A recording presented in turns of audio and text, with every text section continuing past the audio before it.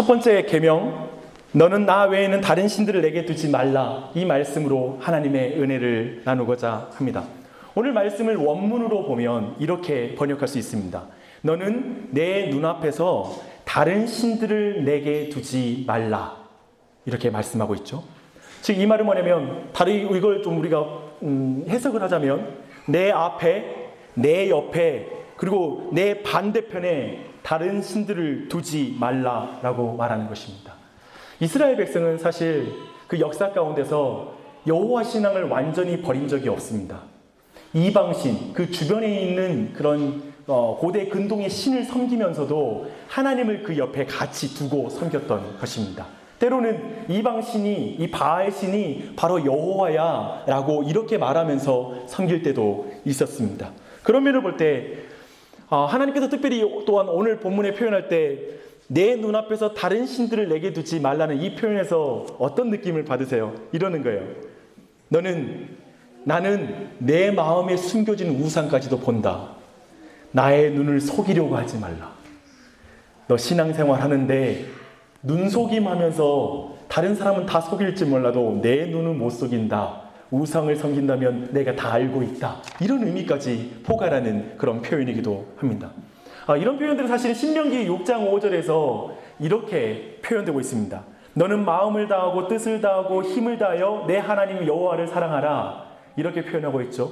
우리가 알고 있는 마태복음 22장 37절 38절에서는 예수님은 내 마음을 다하고 목숨을 다하고 뜻을 다하여 주 너의 하나님을 사랑하라 하셨으니 이것이 크고 첫째 되는 계명이요 라고 이렇게 말하고 있습니다.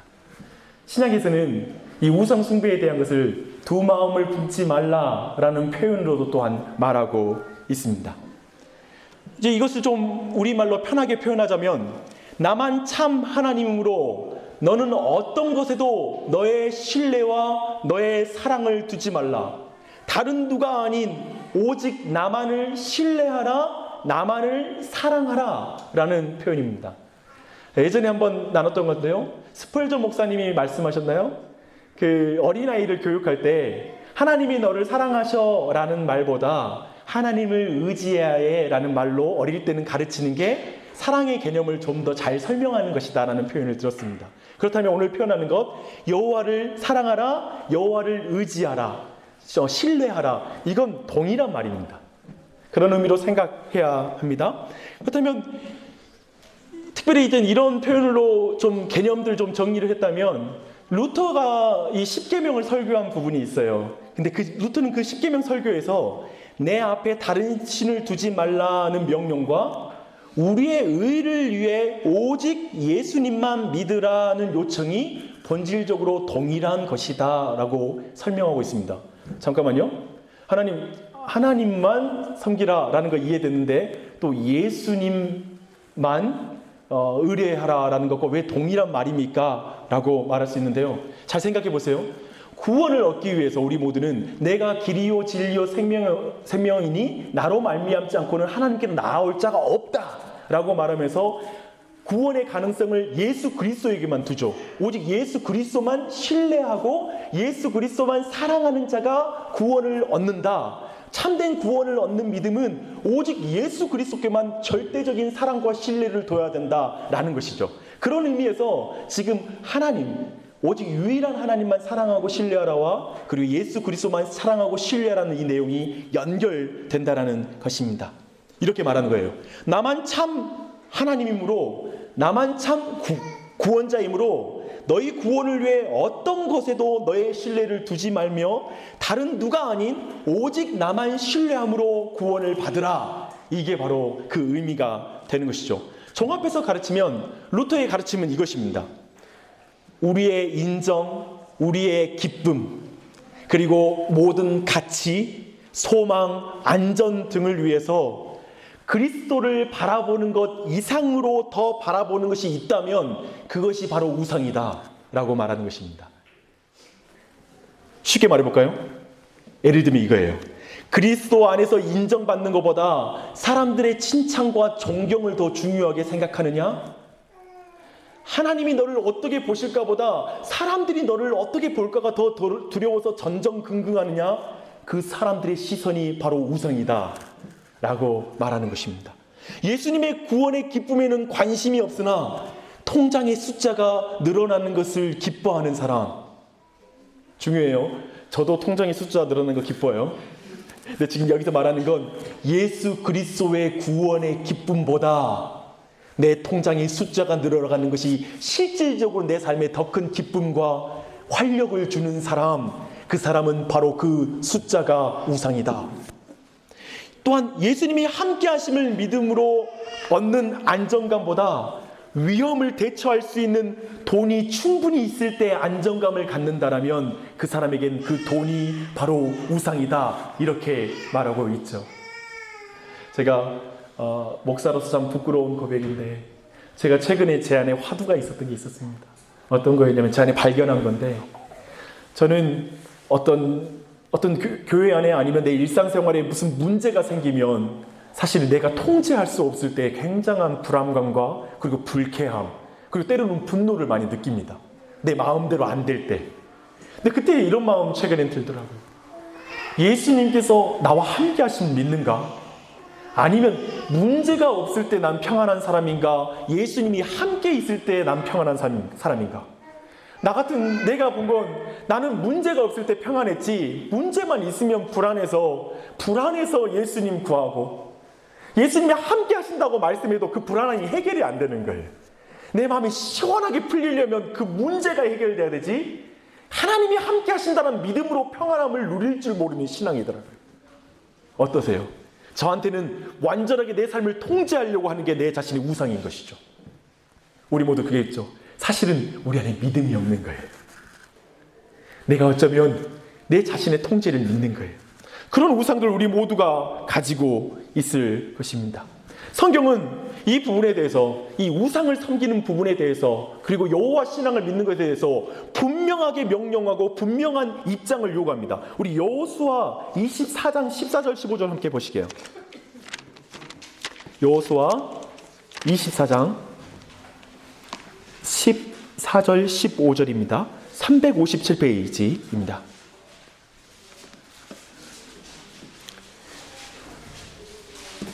다 함께 봉독하겠습니다. 시작. 그러므로 이제는 여호와를 경외하며 온전함과 진실함으로 그를 섬기라. 너희의 조상들이 강 저쪽과 애굽에서 섬기던 신들을 치워버리고 여호와만 섬기라.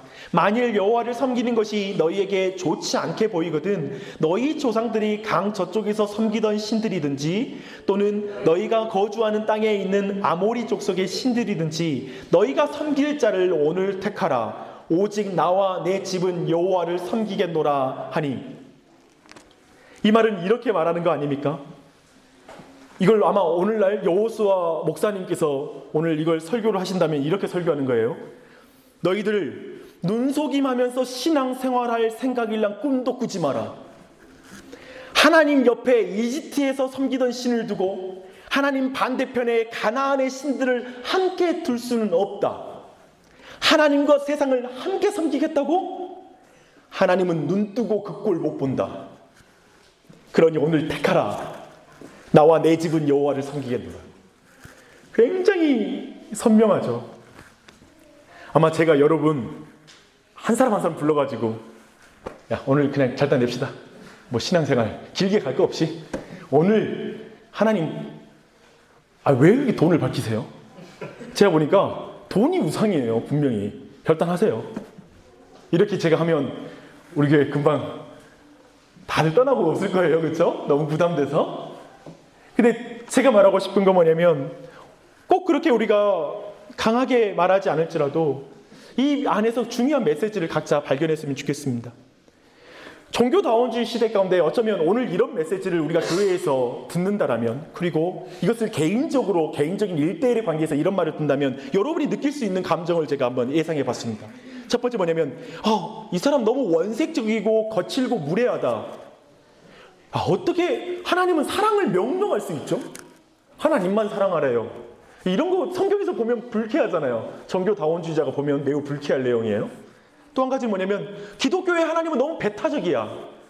왜 자신만 사랑하라고 그러지? 또 한 가지가 뭐냐면 너무 극단적이고 너무 철저해. 조금도 우리는 다른 것을 사랑하지 말래. 오직 하나님만 예배하래. 오직 하나님만 경배하래. 뭐 이런 느낌을 갖는 것이죠. 현대인의 정서와는 맞잖아요. 현대인들이 믿는 하나님이 있거든요. 사랑의 하나님. 그 사랑의 하나님은 너무 물렁물렁해서요, 모든 우상까지 용납해 줄 수 있는 넉넉한 하나님을 사람들은 기대해요.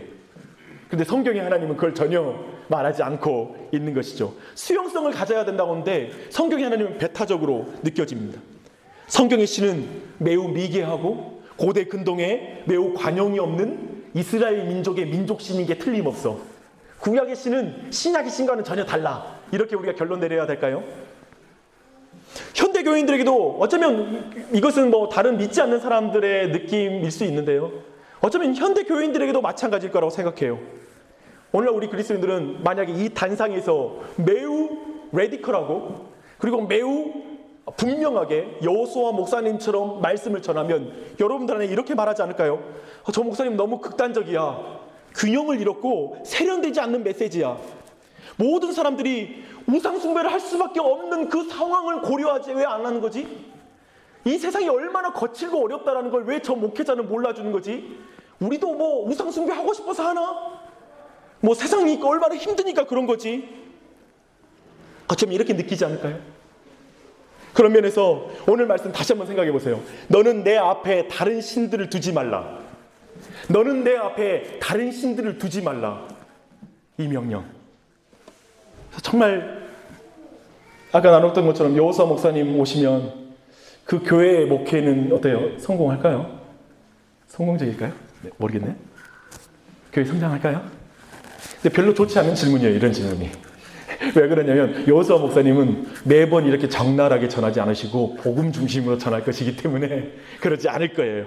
다만 오늘 이 말씀 10계명의 이 1계명을 통해서 좀 더 여러분이 좀 더 좀 담백하게 좀 신앙 세련된 죄인으로 살아가지 마시고 적나라하게 내 신앙이 진짜 어떤 신앙인지 좀 분명하게 부딪힐 필요가 있다. 성령께서 그 분명한 난 정말 하나님만 섬기고 있는가 아니면 그 옆에 그 앞에 그리고 그 반대편에 또 다른 신을 섬기며 포장하며 신앙생활하고 있는가를 정직하게 여러분을 돌아봐야 될 거예요. 근데 그건 성령님의 은혜예요. 그거 정직하게 보는 것 성령님이 도와줘야 됩니다. 그 은혜가 여러분에게 임하기를 바랍니다. 오늘 말씀을 지난주 우리가 나눴던 말씀 2절 말씀 10계명의 서원과 함께 여러분 한번 이 본문의 1계명을 어떻게 봐야 될지 한번 살펴보기를 원합니다. 그러기 위해서 제가 한 이야기를 준비했습니다. 호세아와 고멜의 이야기입니다. 우리 호세아서로 넘어가십시다.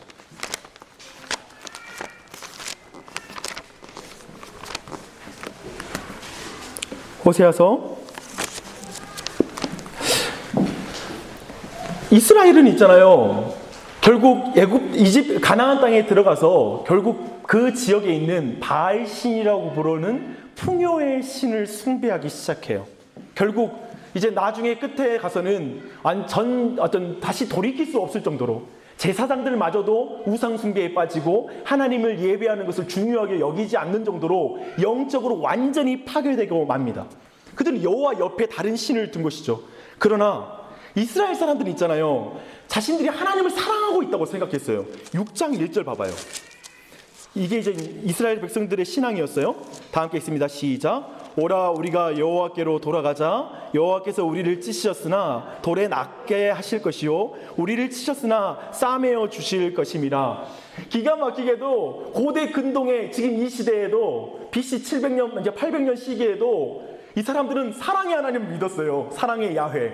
그분은 우리가 죄 지어도 또 우리 고쳐주실걸? 제 마음대로 짓는 거예요. 왜냐하면 하나님은 사랑의 하나님이시잖아 라는 그 동일한 신관을 가지고 있었던 것이죠. 그랬던 사람들이었어요. 자신들은 하나님을 잘 믿고 있다라고 생각했던 것이죠. 그런데 지금 호세아의 중요한 주제는 뭐냐면 하나님을 사랑하고 있고 하나님의 사랑을 믿고 있다라고 생각하는 그 사람들에게 아주 적나라한, 아니요, 극적인 비유를 통해서 그들이 하나님을 사랑하고 있지 않고 있고 하나님의 복음을 믿고 있지 않다라는 걸 분명하게 드러내는 것이 바로 호세아서의 말씀입니다. 그 경악스러운 명령은 1장 2절에 나와요. 다 함께 읽어보겠습니다. 시작. 여호와께서 처음 호세아에게 말씀하실 때 여호와께서 호세아에게 이르시되 너는 가서 음란한 여자를 맞이하며 음란한 자식들을 낳으라. 이 나라가 여호와를 떠나 크게 음란함이니라 하시니, 결혼을 만드신 하나님께서, 신성하게 만드신 하나님께서 신성한 결혼을 깨버리셨어요. 한 남자에게, 이 위대한 선지자에겐 얼마나 거룩이 중요했겠습니까? 근데 거룩한 선지자에게 음란한 여인 고멜과 결혼하라는 명령을 내렸어요. 하나님은 결혼 관계를 깨뜨려 가지고 지금 뭔가를 가르치려고 하는 거예요. 무섭죠? 선지자가 뭔지 싶습니다. 근데 이 여자는 결혼 이후에 어쩌면 굉장히 이 여자는 부정하기로 소문난 여인이었을 거예요. 고멜은. 그러니까 한마디로 말하면 저 여자는 아주 더러운 여자야. 몸을 팔고 돌아다니는 여자야. 여러 남자에게 몸을 주는 남자야 라고 이렇게 다른 사람이 손가락 끝이라는 그런 여인이었을 거예요. 근데 그 여자를 이렇게 결혼을 한 것이죠. 선지자가. 그런데 이 여인은 고마움도 느끼지 않고 그 결혼관계를 깨뜨리고 다른 남자들과 잠자리를 하고 아버지가 누군지 모르는 아이를 베고 집으로 돌아와요. 그리고 그녀는 이제 아이를 낳아놓고 또 집을 나가요. 상상되십니까? 근데 지금 성경은 이게 바로 이스라엘 백성이 하나님께 범하는 음란한 죄다, 우상 숭배이다라는 걸 보여주고 있는 것이죠. 그런데 이 호세아한테 또 잔인한 명령이 주어져요. 3장 1절로 3절이에요. 너무 잔인해요. 함께 읽습니다. 시작. 여호와께서 내게 이르시되 이스라엘 자손이 다른 신을 섬기고 건포도 과자를 즐길지라도 여호와가 그들을 사랑하나니 너는 또 가서 타인의 사랑을 받아 음녀가 된 그 여자를 사랑하라 하시기로 내가 은 15개와 보리 한 호멜 반으로 나를 위하여 그를 사고 그에게 이르기를 너는 많은 날 동안 나와 함께 지내고 음행하지 말며 다른 남자를 따르지 말라. 나도 내게 그리하리라 하였노라. 부정한 여인으로 소문났던 그 여인을 결혼했을 때, 그러나 그 여인이 또 떠나서 또 음행하고 아들을 낳고 또 떠나버린 이후에 하나님이 그 사람에게, 호세아에게 요구하는 것, 그건 뭐예요? 그 여자에게 다시 가서, 이미 여자는 어떤 형편까지 처하냐면 이제 아예 이젠 성적 노예가 되지 않으면, 즉 자신의 몸을 파는 위치까지 돈을 빌려서 썼기 때문에 이미 자신의 몸을 팔고 붙잡힌 상황이에요. 더 거기 그 신분에서 헤어나올 수 없는 상황이 된 거예요. 근데 그 여인을 내게 몸값을 주고 그 여인을 다시 돌아와서 다시 결혼 관계를 회복시키라는 거예요. 여러분 이런 본문을 선지자니까 했겠지 라고 볼 게 아니라 내 안에, 어쩌면 내 가장 가까운 어떤 관계 안에 이런 일이 벌어졌을 걸 상상해 보십시오. 근데 지금 그 상황입니다. 근데 이 상황에서 이 결혼관계에 충실하는 그 호세아, 그리고 호세아가 말하는 3절 말씀 보십시오. 그에게 이르기를 너는 많은 날 동안 나와 함께 지내고 음행하지 말며 다른 남자를 따르지 말라. 나도 내게 그리하리라. 여기에서 우리는 호세아가 배타적인 사랑을 요구하고 있다라고 말할 수 있을까요?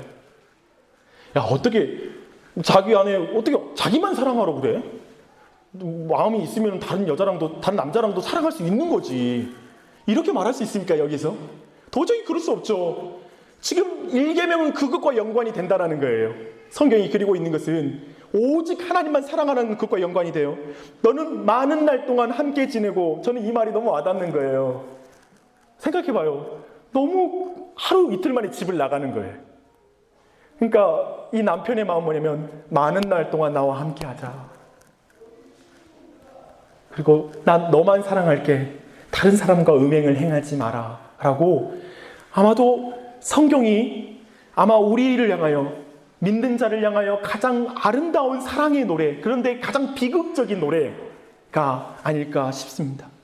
여러분, 이 말, 우리가 이런 본문에서 전혀 배타적이라는 걸 느끼지 못할 뿐만 아니라 사랑을 독점한다라고 말하지 않겠죠. 도리어 우리는 고멜의 음란함을 우리가 비방할 것입니다. 사랑하는 여러분, 누가 배타적 사랑을 요구하는 신랑을 비난합니까? 무례하다고 말합니까? 누가 배타적인 사랑을 요구하는 하나님께 원망합니까? 왜 이렇게 어려운 걸 요구하냐고 말합니까?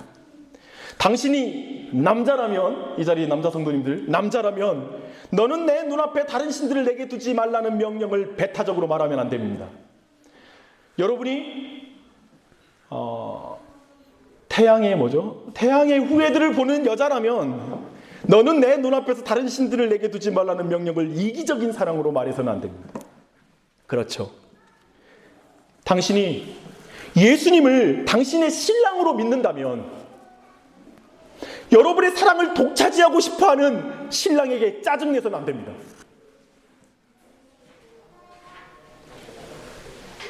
그분께 짜증내지 마십시오.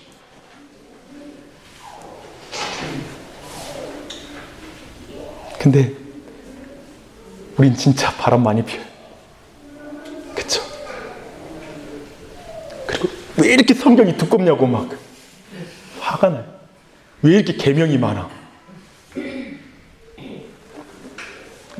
신랑 되신 예수님은 신부인 우리에게 배타적 사랑을 요구합니다. 사실은 이 배타적이라는 단어는 저는 마땅스럽지 않습니다. 절대적 사랑을 요구합니다. 배타적이란 말은 하나님만 사랑하고 다른 사람은 사랑하지 않는, 물론 절대적 의미에서 배타성을 말하는 것입니다. 호세아는 도대체 어떻게 음란한 고매를 위해 값을 치르고 다시 결혼 관계를 새롭게 할 수 있을까요? 여러분이 한번 호세아의 명령을 들었다고 생각해봐요. 호세아라면 여러분 순종할 수 있을까요? 제가 예전에 한번, 우리 아내가 없으니까, 아내가 다른 남자에게 눈을 흘기는 꿈을 꿨습니다. 너무 선명하게 꿈을 꿔가지고 일어나서 막 화가 나는 거예요. 그래서 아내를 갑자기 뭐야, 뭔가 있는 거 아니야? 뭐 이게 그런 의심을 잠깐 1.5초 정도 했다는 거 말씀드리고요. 근데 우리 모두에겐 그건 분노예요. 사랑의 관계 안에 있다면 분노예요. 근데 사실 이제 1계명을 우리 무시하죠. 왜냐하면 사랑의 관계 안에 우리 안에 깊이 있지 않으니까 1계명이 얼마나 중요한지 모를 수 있어요. 그런데 1계명 매우 중요해요. 호세아는 지금 자신에게 명령한 이 말도 안 되는 명령이 무슨 의미인지 알고 있었습니다. 하나님이 이 세상의 신, 풍요의 신, 부자 되게 하는 신, 돈의 신, 바알을 숭배하는 이스라엘을 얼마나 사랑하는지를 호세아는 아는 거예요. 그리고 호세아는 자신을 통해 이것을 통하여 하나님께서 얼마나 이 백성을 사랑하는지를 알려주시고자 하는구나라는 그 모습을 이 극단적이고 말도 안 되는 방식으로 표현하고 있는 거예요. 그렇기 때문에 호세아는 순종할 수가 있는 거예요. 근데 그거 아세요? 우리 주 예수 그리스도는 하나님이신 그분께서 말도 안 되게도 도대체 극단적이고 뭐 앞뒤 말도 안 맞을 정도로 신이 인간이 되어서, 왕이 인간이 되어서 우리를 위해서 십자가에서 자신의 몸과 살을 찢으시고 피를 흘리셔서 나를 속량하셨대요. 사셨대요. 값을 지불하셨대요. 내가 죄로 말미암아 내가 마땅히 취할 모든 징계와 벌, 죽음의 벌을 예수님이 대신 죽어주셨대요. 그리고 날 사셨대요. 말도 안 돼. 호세아가 한 행동도 이해를 못하지만 우리는 호세아가 가리키고 계신 예수 그리스도가 어떤 일을 행하셨는지를 볼 때 우리는 상상할 수가 없는 것입니다. 속량하신 이 예수 그리스도, 예수님께서 이렇게 자신을 속량의 제물로 내주고 사셨는데 그분의 요구를 싫어하겠습니까? 야, 나 너와 함께 하고 싶어서 이렇게 한다. 나 너에게 모든 사랑이 되고 싶다. 나는 너에게 절대적인 사랑이 되기를 원한다. 그래서 절대자가 죽었다. 내가 먼저 너를 위해 죽었다. 이해할 수 없죠. 세상에 그 어떤 신이 그런 신이 있어요. 그러나 우리 주 하나님은 예수 그리스도를 통해 우리를 향한 사랑을 보여주신 것입니다. 우리는 세상이 절대적이게 보이죠. 보이는 세상이 다인 것 같고 그 앞에 벌벌 떨죠. 기억하십시오. 절대자신 그분께서 여러분을 위해서 죽으셨어요.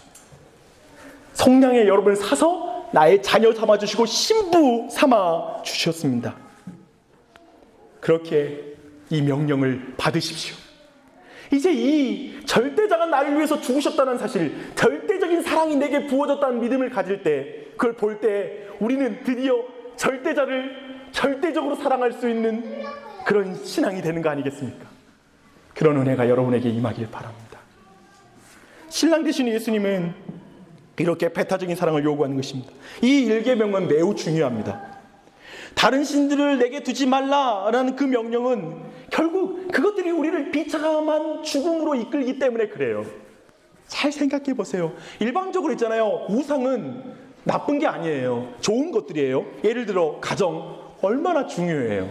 아름다워요. 성공, 경력, 연애, 재능, 심지어 복음 사역까지도, 교회에서 하는 사역까지도 우상이 될 수 있어요. 어떻게 될까요?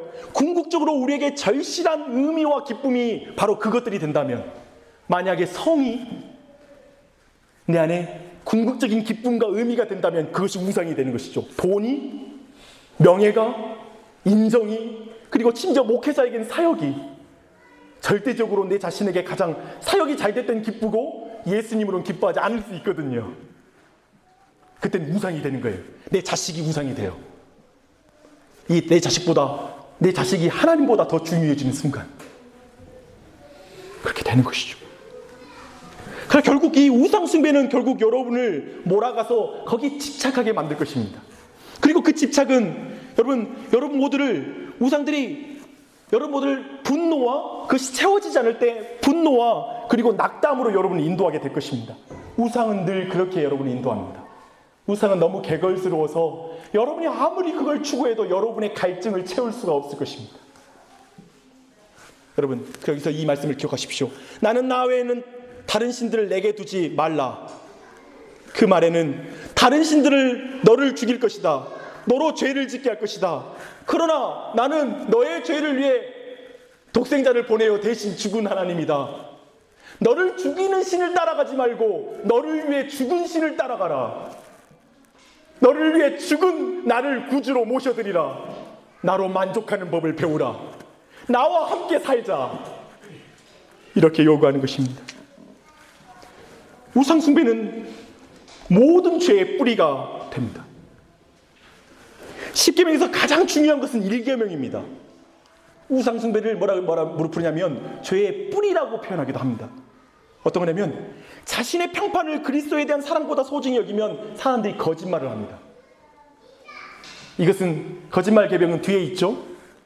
또 재물을 가짐으로써 얻는 지위나 편안함이 그리스도 안에서 갖는 정체성보다 더 중요하면 그는 소득세를 속이거나 양심을 거스르는 경제활동을 합니다. 저울을 속입니다. 이해되세요? 모든 죄의 뿌리는 하나님, 그분으로 만족하냐, 그분을 섬기느냐, 다른 신을 같이 섬기느냐로 결정이 나는 것입니다. 수도꼭지를 잠그십시오. 물이 넘치게 안 하려면. 이 수도꼭지와 같은 위치가 제1계명입니다. 이제 말씀을 마무리하겠습니다. 저는 1계명 안에서 더리 우리가 함께 만나는 복음을 함께 나누고 마무리하려고 합니다. 마태복음 19장으로 가십시다. 마태복음 19장입니다. 마태복음 19장 16절로 22절 말씀 다 함께 읽겠습니다. 33페이지입니다. 어떤 사람이 주께 와서 이르되 선생님이여 내가 무슨 선한 일을 하여야 영생을 얻으리이까? 예수께서 이르시되 어찌하여 선한 일을 내게 묻느냐? 선한 이는 오직 한 분이시니라. 내가 생명에 들어가려면 계명들을 지키라. 이르되 어느 계명이오리이까? 예수께서 이르시되 살인하지 말라, 간음하지 말라, 도둑질하지 말라, 거짓 증언하지 말라, 내 부모를 공경하라, 내 이웃을 내 자신과 같이 사랑하라 하신 것이니 그 청년이 이르되 이 모든 것을 내가 지켜 싸운데 아직도 부족한 것 무엇이 부족하니까? 예수께서 이르시되 내가 온전하고자 할진대 가서 내 소유를 팔아 가난한 자에게 주라. 그리하면 하늘에서 보화가 내게 있으리라. 그리고 와서 나를 따르라 하시니 그 청년이 재물이 많음으로 이 말씀을 듣고 근심하여 가니라. 오늘 여러분은 제1계명의 말씀 그리고 우상에 대해서 다루면서 나는 그렇게 우상 만들어서 섬긴 적이 없는데요? 라고 이렇게 말할 줄 모릅니다. 오늘 마태복음 19장에 나오는 이 젊은 부자는 매우 도덕적입니다. 그리고 율법을 잘 지켰다라고 생각합니다. 제가 보니까 우상 숭배의 한 가지 무서움은 뭐냐면 종교 생활을 잘하면서 자신이 우상을 섬기고 있다는 것을 깨닫지 못하게 하는 특징이 있다는 거예요. 우상은 전면에 등장하지 않고 뒤에 숨는다는 거예요. 그래서 실제로 그리스도인들이 하나님을 잘 믿고 있다라고 스스로를 속이면서 우상을 섬길 수도 있다라는 것이죠. 그걸 오늘 본문의 이 젊은 부자는 정확하게 드러내고 있습니다. 근데 오늘 본문을 잘 보세요. 본문 보면 예수님께서 살인하지 말라, 간음하지 말라, 도둑질하지 말라, 즉 10계명에 이제 5계명 이하로 지금 말하는데 뭐라고 말하냐면 난 이거 다 지켰습니다. 도대체 뭘 더 지켜야 되겠습니까? 라고 말하는 거예요. 그 스스로는 자신이 율법을 아주 잘 지키고 있다고 생각하는 거예요. 매우 종교적인 사람이에요. 근데 그에게 제1계명을 가지고 오는 거예요. 예수님이. 1계명 뭐예요? 너는 너의 재산을 팔아 가난한 자들에게 나눠주라는 거예요. 그리고 나를 따르라는 거예요. 여기서 결정적으로 그의 믿음이 실체가 다 드러나죠. 그는 이제까지 교회 다니면서 자신을 잘 속여왔어요. 그리고 적당히 윤리적인 삶을 살면서 그리스도인으로서 모든 인생을 다 살아왔어요. 어느 정도 성공한 인생이에요. 젊은 부자 청년이거든요. 근데 그는 예수 그리스도 앞에서 발가벗겨져요. 그가 따랐던 것, 그가 믿었던 것은 바로 돈이에요. 물질이에요. 그는 하나님과 그 물질을 같이 섬겼던 것을 그대로 드러내고 있는 것입니다. 사랑하는 여러분, 그래서 결국 이 사람은 돈을 사랑했기 때문에 결국 예수님을 놓쳐요. 예수님의 제자가 되는 걸 포기해요. 근데 제가 볼 때 오늘날 우리가 교회는 다니지만 실질적으로는 예수 그리스도의 제자가 되는 걸 포기하는 사람들이 많아요. 바로 이 지점이에요. 그냥 이 세상, 물질, 이 세상의 것, 결국 그거, 자식이든지 가정이든지 이 모든 것을 가장 사랑해버리는 거예요. 그래서 예수님을 놓치는 것. 저는 여러분 오해하지 마십시오. 여러분의 가정을 포기하라는 말이 아니에요. 경제활동을 하지 말라는 말이 아니에요. 지금 예수님이 요구하는 것도 그게 아니에요. 나의 제자는 나를 가장 사랑해야 된다. 오직 예수 그리스도 그분만 붙잡아야 한다. 그분만 신뢰하고 그분만 사랑해야 된다. 절대적으로 사랑해야 한다. 이걸 요구하고 있는 거예요. 사랑하는 성도님들, 그 말씀 앞에 서십시오. 예수님 믿으세요. 그리고 너는 나 외에는 다른 신들을 내게 두지 말라. 같은 말이에요. 이 예수님만 신뢰하고 믿는 여러분이 되시길 바랍니다.